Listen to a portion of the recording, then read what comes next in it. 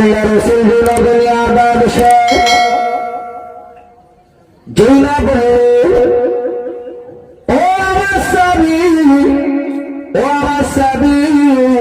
আমি রাসূলুল্লাহ জানিয়ে দিলাম যাও যাও যাও যাও চলে যাও চলে যাও জলদি করে চলে যাও যে আমার আবু বকরকে বলে দেবে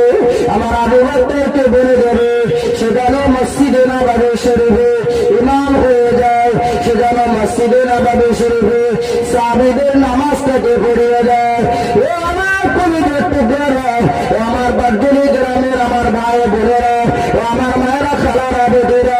এমনি করে আল্লাহ রাসূলের সাহাবের কাছে আল্লাহ রাসূল বললেন আল্লাহ রাসূলের পাশে বসেছিলেন মা আয়েশা সিদ্দিকা রাদিয়াল্লাহু আনহা এমন অবস্থায় আল্লাহ রাসূলের বিবি আয়েশা সিদ্দিকা রাদিয়াল্লাহু আনহা কথাটা বললেন কথাটা ধরে বললেন ইয়া রাসূলুল্লাহ ইয়া হাবিবাল্লাহ আমার আব্বাজানকে নামাজের দায়িত্ব দেবেন না আমার আব্বাজানকে ইমামতির দায়িত্ব দেবেন না ইয়া রাসূলুল্লাহ ইয়া হাবিবাল্লাহ আমার আব্বাজানকে নামাজের দায়িত্ব দেবেন না আমার আব্বাজানকে ইমামতির দায়িত্ব দেবেন না কারণ আমার আব্বাজান যদি ইমামতি করতে যায় আপনার কথা মনে পড়লে আমার আব্বাজান কেঁদে ফেলবে আমার আব্বাজান কাঁদবে আমার আব্বাজান কেঁদে ফেলবে ইয়া রাসূলুল্লাহ আপনার কোন সাহসী সাহাবীকে ইমামতির দায়িত্ব দেবে এই সময় আল্লাহ রাসূল বললেন ও আমার সাহাবী আমি রাসূলুল্লাহ জানিয়ে দিলাম যাও যাও চলে যাও যে আমার সাহাবী আবু বকরকে বলে দেবে সে যেন মসজিদে নববী শরীফের ইমাম হয়ে যায় সে যেন মসজিদে নববী শরীফে সাহাবীদেরকে নামাজ আদায় করে দেয় এমন অবস্থায় সাহাবীরা ওই সাহাবীকে আবু বকর রাদিয়াল্লাহু আনহু বললে ও আমার সাহাবী আমার ভাই ও আমার আবু বকর আল্লাহ রাসূল দুনিয়ার বাদশা বললে আপনাকে ইমামতি করতে বললে আপনাকে মদিনার মসজিদের সাহাবীদেরকে নামাজ আদায় করিয়ে দিতে বললে এই সময় আল্লাহ রাসূলের সাহাবী আবু বকর রাদিয়াল্লাহু আনহু এমন অবস্থায় নামাজের হালাতে দাঁড়িয়ে গেলে ইমামতির জায়গায় দাঁড়িয়ে গেলে ইমামতির জায়গায় দাঁড়িয়ে গেলে সাহাবীরা মুক্তাদির জায়গায় দাঁড়িয়ে গেল ও আমার কলিজার টুকরারা সাহাবালিকেরা এমন অবস্থায় সাহাবী সালমান সাহাবী আবু বকর রাদিয়াল্লাহু আনহু ইমামতির জায়গায় দাঁড়িয়ে গেলেন আর আল্লাহ রাসূলের সাহাবীরা আর সবাই দাঁড়িয়ে মুক্তাদির জায়গায় দাঁড়িয়ে গেলেন এমন অবস্থায় নামাজ আদায় করতে শুরু করলেন নামাজে দাঁড়িয়ে গেলেন ও সোনার মালিকের আল্লাহ রাসূল দুনিয়ার বাদশা তানার হুজরাখানা থেকে তানার হুজরাখানার ভেতর থেকে একটা জানলা থেকে তুলে ওকে মেরে দিচ্ছিলেন আল্লাহ রাসূল যখন দেখলেন সাহাবীরা সবাই নামাজের হালাতে দাঁড়িয়ে গেলেন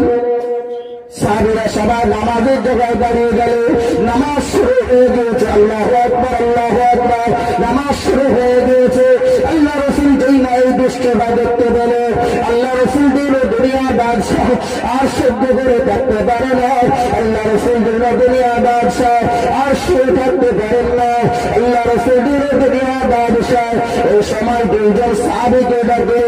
ও আমার সাহাবী হযরত আলী ও আমার সাহাবী হযরত আব্বাস জলদি করে চলে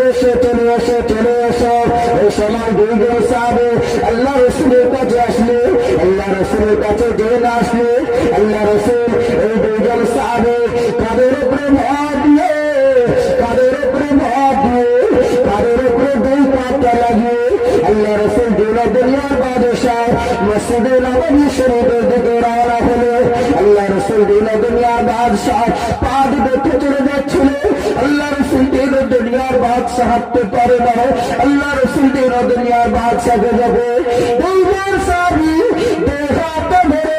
আল্লাহ রাসূলকে নিয়ে মসজিদে নববী শরীফের দিকে এগিয়ে গেলেন আল্লাহ রাসূল দুনিয়ার বাদশাহ পা দিকে চলে যাচ্ছে আল্লাহ রাসূল পা ফেলতে পারেন না আল্লাহ রাসূলের শরীরটা বড় শরীর হয়ে গিয়েছে এমন অবস্থায় আল্লাহ রাসূলকে দিয়ে মসজিদে নববী নববী শরীফে চলে গেল। মসজিদে নববী শরীফে যাওয়ার পরে যখন আল্লাহ রাসূল মসজিদে নববী শরীফে পৌঁছে যায়, এই সময় মসজিদে নববী শরীফে সাহাবীরা নামাজের হালাতে ছিল। সবাই বুঝতে পারলেন আল্লাহ রাসূল দুনিয়ার বাদশাহ মসজিদে নববী শরীফে এসে গিয়েছে। আল্লাহ রাসূল দুনিয়ার বাদশাহ। ওই সময় আল্লাহ রাসূলের সাহাবীরা ওই সময় বলতে থাকলো, তওবা বললো আল্লাহু আকবার, আল্লাহু আকবার, তওবা বললো আলহামদুলিল্লাহ, আলহামদুলিল্লাহ। এরকম সবাই বলতে থাকলো। আল্লাহ রাসূল দুনিয়ার বাদশাহ গুটি গুটি পায়ে আল্লাহ রাসূল দুনিয়ার বাদশাহ মসজিদে নববী শরীফে গিয়ে এই সময় মসজিদে নববী শরীফে আবু বকর রাদিয়াল্লাহু আনহু ইমামতি জায়গায় দাঁড়িয়ে আছে। আল্লাহ রাসূল দুনিয়ার বাদশাহ এই মসজিদে নববী শরীফে গিয়ে ইমামতির জায়গায় বসে পড়লেন। সাহাবী আবু বকর রাদিয়াল্লাহু আনহু সরে আসলেন। আল্লাহ রাসূল দুনিয়ার বাদশাহ এই দূরেতে আল্লাহ রাসূল দুনিয়ার বাদশাহ শুধু মসজিদে নববী শরীফে জন্য